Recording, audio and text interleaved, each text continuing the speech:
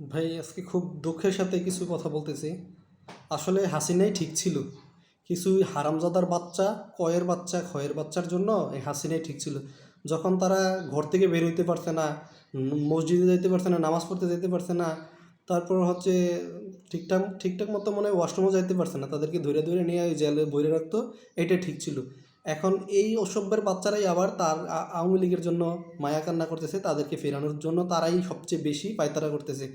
আর মাঝখান দিয়ে গরিব, যেই গরিব মানুষ, আমার মতো সাধারণ মানুষ, তাদের সাধারণ মানুষের ছেলে মেয়ে, তারা মাঝখান দিয়ে জীবনটা দিল এই আন্দোলনে। আর দিন শেষে এই শুয়োররা মুক্তি পায়া এখন ওই তাদের আগের যে আব্বা ছিল ওদেরকেই আবার বাপ বাপ বলতেছে। আবার সেই ওদেরকে পুনর্বাসন করো, আবার ওদেরকে ওদের কথা মতো চলো, ভারতের এজেন্ডা বাস্তবায়ন করো, এই মগ্ন আছে, এই ধারণায় মগ্ন আছে তারা।